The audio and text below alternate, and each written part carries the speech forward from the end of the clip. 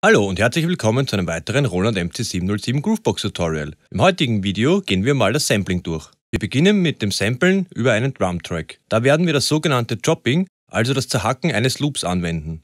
Das heißt, wir werden uns Stücke aus dem Audiofile rausschneiden und diese dann auf den Pads verteilen, um daraus einen neuen musikalischen Kontext zu kreieren. Danach samplen wir über den Tontrack, was uns den Vorteil bringt, dass wir zum einen das Sample chromatisch über die Klaviatur und zum anderen die umfangreichen Modulationsmöglichkeiten nutzen können. Okay, erstellen wir einen Drumtrack, öffne den Sampling Recorder, ich stelle bei Trigger auf Punch In, Record Source auf External, drücke Enter und sobald ein Signal die Threshold übersteigt, beginnt die Groovebox mit der Aufnahme.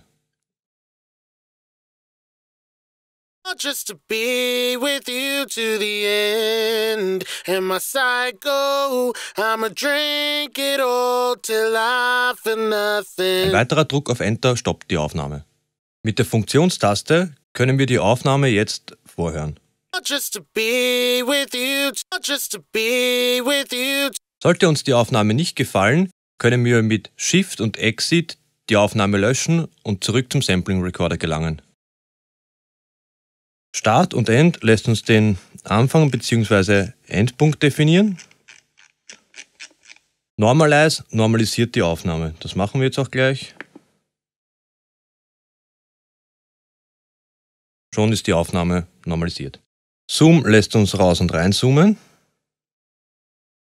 Preview bezieht sich auf das automatische Abspielen der Slices. Position dient der Navigation zwischen den Slices. Slice lässt uns zwischen 3 Slicing-Algorithmen wählen, aber das zeige ich euch gleich.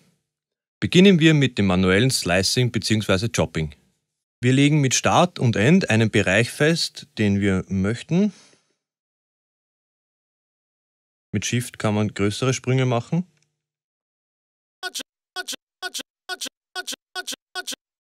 Lassen wir das Ganze mal so. Nun drücken wir auf das Pad, mit dem wir den Sound versehen wollen.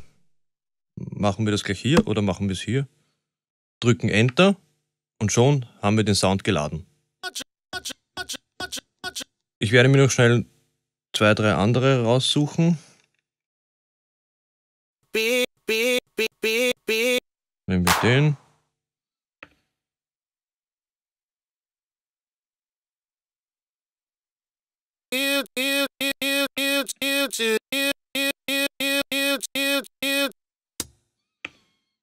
So einfach geht das. Wie schon erwähnt, ist der Sample Recorder ein eigenständiges Tool, das heißt, wir sind nicht auf den Track gebunden, zum Beispiel 3. Also wir können sich Slices raussuchen und könnten das auch auf diesen Drumtrack laden. Das können wir jetzt auch mal machen, nur zur Demonstration. Suchen sich wieder das Pad aus, nehmen wir das hier. Und jetzt haben wir es auf Track 1 geladen. Kommen wir nun zum automatischen Slicen. Ich lasse die Einstellung jetzt mal auf Hard, aber die Einstellung kann im Nachhinein auch noch geändert werden. Aber ich zeige es euch einfach mal. So, jetzt zoomen wir rein, dann sieht man es. Macht er uns bei den Transienten einzelne Slices. Bei Soft geht er weniger aggressiv zu Werke. Aber lassen wir es auf Hard. Mit dem Encoder C2 können wir nun zwischen den Slices wechseln. Preview ist on und er spielt uns automatisch die Slices ab. Zuweisen geht genauso wie vorher gezeigt. Slice auswählen, Pad wählen, Enter drücken, fertig. Wir können auch einzelne Slices löschen. Dazu halten wir die Clear-Taste und drücken den Encoder C2.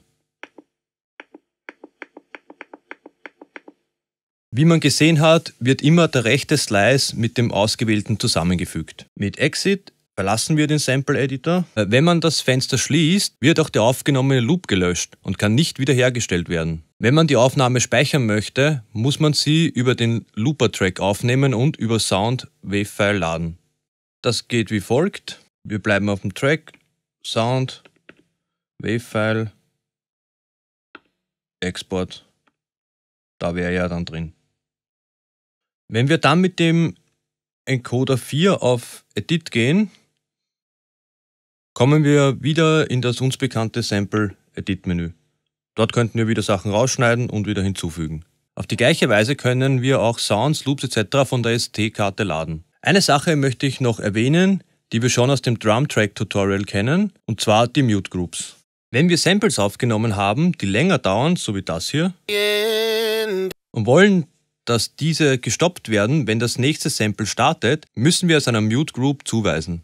Dazu gehen wir mit Shift und einer der Pads ins Kit-Edit-Menü, wählen das Pad an, drücken Enter, gehen auf Pad Edit, Enter, zweiter Reiter, Control und da unten haben wir die Mute Groups. Wir weisen die entsprechenden Pads zu und das Ergebnis ist dann folgendes. Also 1.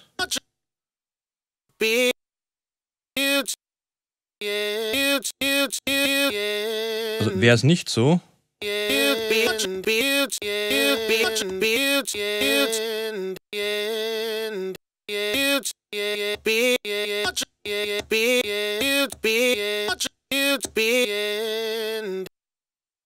wenn wir schon mal hier sind, gehen wir gleich das Sample-Edit-Menü durch. Start, End und Zoom kennen wir bereits. Loop bezieht sich auf den Mode-Modus, wenn Forward eingestellt ist, also das wäre dann hier,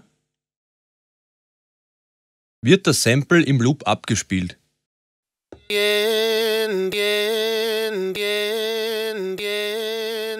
Man kann jetzt mit Loop den Loop-Punkt einstellen, wobei beim Auslösen des Samples der erste Durchlauf den gesamten Loop abspielt und ab dem zweiten Mal vom Loop-Punkt aus gestartet wird.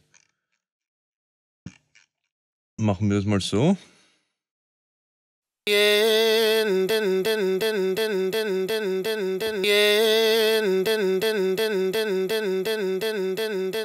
One-Shot spielt, wie der Name schon sagt, das Sample einmal ab.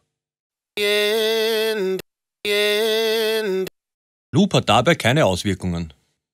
Reverse und Reverse One macht dasselbe wie Forward und One-Shot, nur rückwärts abgespielt. Level ist die Lautstärke und Ton lässt uns die Tonhöhe verstellen. Um dem Ganzen ein bisschen Sinnhaftigkeit zu verleihen, habe ich eine kurze Sequenz programmiert.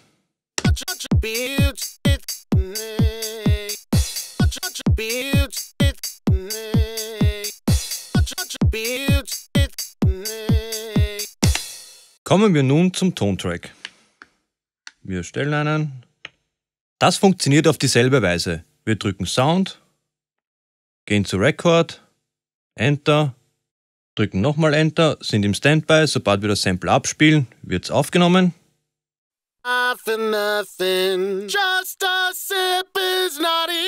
Enter zum Stoppen, wählen uns wieder den Part aus, den wir haben möchten.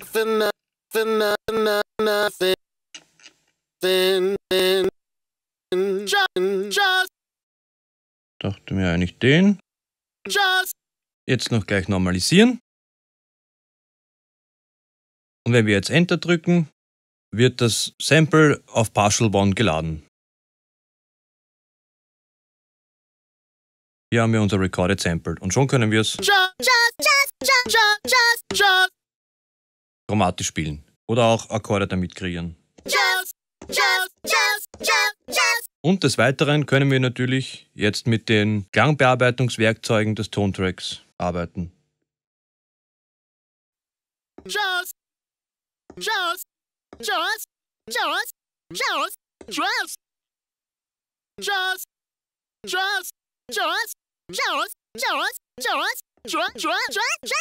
So, ich habe jetzt noch kurz was programmiert aus unserem schönen Sample Loop.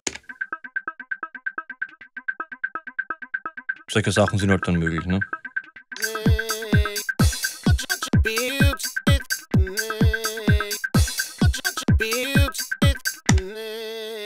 Okay, liebe Leute, das soll es gewesen sein für heute. Für diejenigen, die mich persönlich und den Kanal unterstützen wollen, habe ich einen PayPal-Spenden-Button sowie Amazon-Affiliate-Links in die Videobeschreibung hinzugefügt. Herzlichen Dank dafür und bis zum nächsten Mal. See you!